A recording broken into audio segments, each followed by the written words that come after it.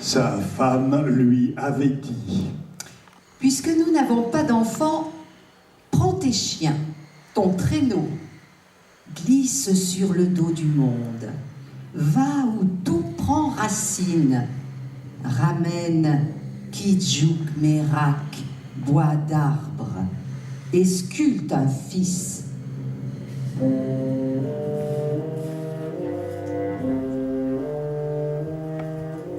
J'irai, avait répondu l'homme à Koulouk. Maintenant, l'avait prié la femme Koptana. L'homme prit sa plume d'aigle, mit ses bottes de phoque, sa fourrure, et sa griffe d'ours. Il partit avec ses chiens, son traîneau glissa sur le dos du monde, jusqu'au lieu où poussent les arbres. Il n'eut pas le cœur dans l'abattrain. Il se pencha sur une souche et murmura en la nommant Kidjouk Merak. Kidjouk Merak. Kidjouk Merak. Bois de l'arbre, enfant. Akoulouk chargea la souche sur le traîneau et s'en retourna vers l'igloo.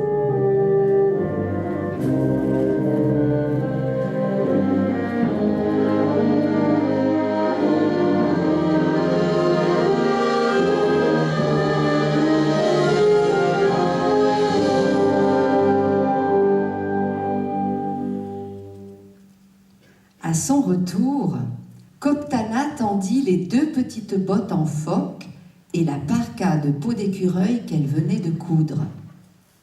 Maintenant, Akoulouk, fais notre fils.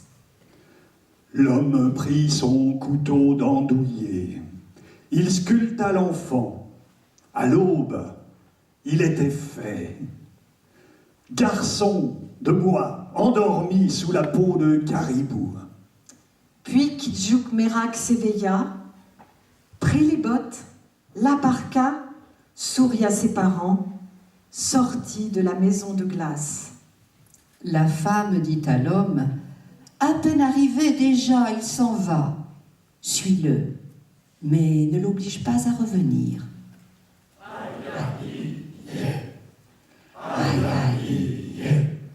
Dans la nuit de l'Inuit, au cœur blanc de glace et de vent, le voyageur du temps suit la voie inédite d'une trace, souche d'arbre, enfant. Je marche.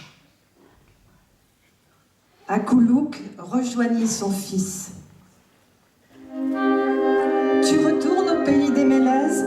Je me hâte, mon père. Je vais voir les hommes pour qu'ils n'oublient pas. Pour qu'ils n'oublient pas quoi, fils? Ata, les traces vont disparaître sous la neige. Jadis, avant d'être des humains, ils étaient des arbres. S'ils oublient leur propre nature, les hommes abîmeront la terre, ignorant tout de ses secrets, arrachant les racines et se détruisant eux-mêmes. Je pars sur la route du monde où la mémoire s'enfuit. Ceux qui n'ont pas l'enfant de moi, Kidjouk Merak, ne marchent ni ne rêvent. Ils sont sans ramure et sans parents. Adieu donc, garçon Napartok, fils d'arbre et d'homme. Prends cette trousse en peau de phoque, faite par ta mère humaine, et prends mon couteau. Adieu, Ata.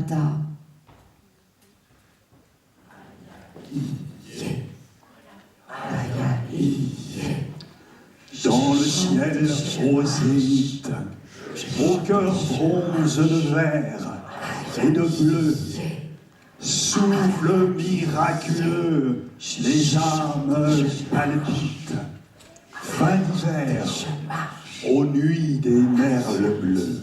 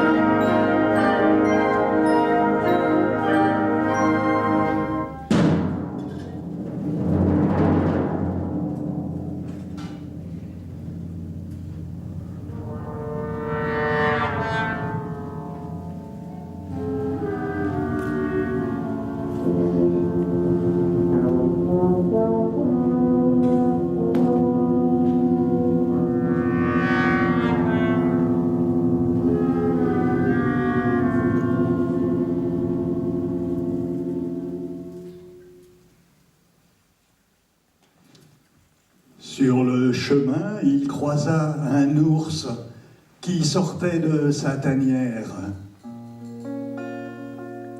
Bonjour, Nanook. Salut à toi, Kidjouk Merak. Où vas-tu ainsi? Je me hâte. Je vais voir les humains pour qu'ils n'oublient pas. Pour qu'ils n'oublient pas quoi? Les empreintes s'effacent. Les pas des humains qui étaient des arbres. S'ils oublient leur propre nature, les hommes abîmeront la terre. Les hommes ont été aussi des ours. Nanook, la mémoire s'enfuit. Ils ont connu jadis le silence des bancs de neige et le chant des glaces. Où peuvent-ils aller ceux qui ne marchent pas, ceux qui ne rêvent plus? Ils sont sans fourrure, sans force, sans sagesse et sans parents. Prends ma griffe. Kidjouk Merak mit la griffe dans la trousse.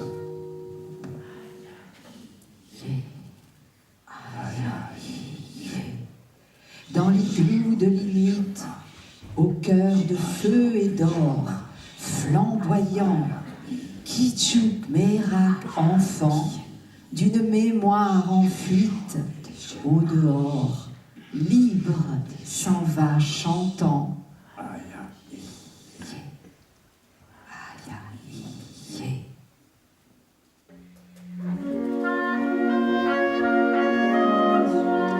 Sur le chemin, il croisa un caribou. Bonjour Tuktou. Où vas-tu, Kidjouk Merak, de ce bon pas? Je me hâte. Les humains ont oublié qu'ils ont été des arbres et des ours. La mémoire s'enfuit. Avant, ils étaient parmi nous, dans les hordes de la toundra. Ils risquent d'être sans endurance. Prends mon bois naissant. Kidjouk Merak mit le bois dans la trousse.